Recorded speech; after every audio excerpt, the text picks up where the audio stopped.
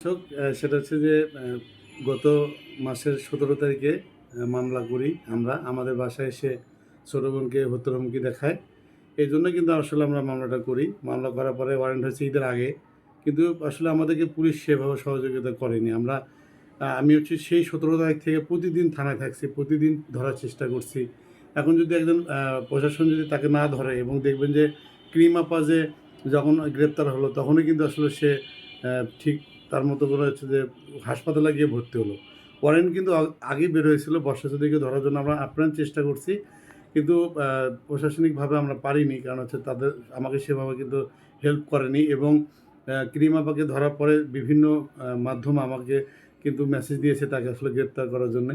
কিন্তু তিনি আসলে এতটা চিটার একটা বাটপার প্রতারক মেয়ে, তাকে আসলে ধরাটা খুব কঠিন। এজন্য আসলে আমি তার নামে ১২টা মামলা করছি। আপনারা হতাশ হবেন না। আমরা কিন্তু আসলে চেষ্টা করছি তাকে ধরার জন্য। মামলা যেহেতু করেছি তাকে কোর্টে আসতে হবে। কোর্টে কিন্তু সুষ্ঠু বিচারে কিন্তু আসলে তাকে আমরা ধরতে পারবে। এই জিনিসটা আপনাদেরকে জানালাম। আপনারা হতাশ হবেন না এবং দেখবেন যে অ্যা দেখবেন যে আসলে কেউ যদি অসুস্থ হয়ে হাসপাতালে ভর্তি থাকে সেক্ষেত্রে তাকে কিন্তু ধরা হয় না। ধরতে পারে না। এটাই তার আসলে মূল নাটক ছিল। মূলত সে এটা করেই কিন্তু তাকে আমরা ধরার চেষ্টা করি না। আমি গতকালকে কিন্তু তার বাসায় কিন্তু অভিযান চালিয়েছি এবং গেট খুলিনি কোনোভাবেই।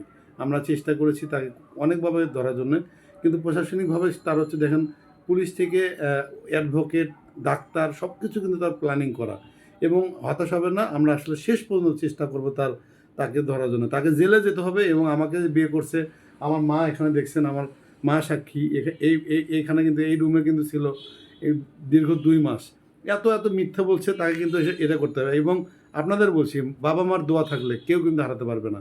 এইজন্যই বলছি আপনারা তার কোনো কথা বিশ্বাস করবেন না। হিজাব কাণ্ড, সেই কাণ্ড, মিথ্যা বলে তার ছেলের এগুলা কিন্তু আমরা এখন যেটা দরকার সেটা হচ্ছে জ্যাকি হত্যার বিচার চাই। জ্যাকি হত্যা এই জিনিসটা কিন্তু কনফার্ম হলাম যে জ্যাকিকে সে কিন্তু দেখবেন যে গোপনে বিয়ে করছে এটা কিন্তু জানায়নি। আমি কিন্তু বের করে দিছি এবং ২০০৩ সালে নারায়ণগঞ্জে ৫ জনকে জেল খাটাবে বলে অ্যাসিড মিথ্যা অ্যাসিড দিয়ে নিজের গায়ে নিজে কেরোসিন তেল ঢেলে দিয়েছে এবং নিজের হাত কেটে হাতিঝিল থানা যে আমাকে মামলা দিয়েছে, আমি ৪ দিন জেল খেটেছি।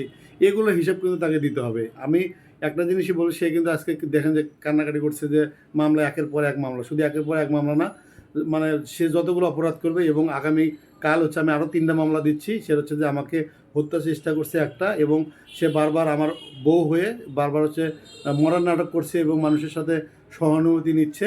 সেই জন্য আরেকটা এবং সাইবার আইন ট্রাইব্যুনালে আমি আরেকটা মামলা করছি। যেহেতু আমার নামে হচ্ছে যে মিথ্যা অনেক কথা বলছে, এই জন্য করবো। আমি বারবার বলছি ওর কোনো কথা বিশ্বাস করবেন না এবং তাকে কোনো সুযোগ দিবেন না। সোশ্যাল মিডিয়া থেকে সবাই তাকে বয়কট করুন এবং তার শাস্তি জেলে তাকে যেতে হবে এবং তাকে জেলে নিয়ে যাব। যত আইন এবং যত সিন্ডিকেট করুক তাকে আস্তে আস্তে কিন্তু ধরতে হবে। সবাই দোয়া করবেন আমার জন্য এবং সবাই পাশে থাকবেন ইনশাআল্লাহ।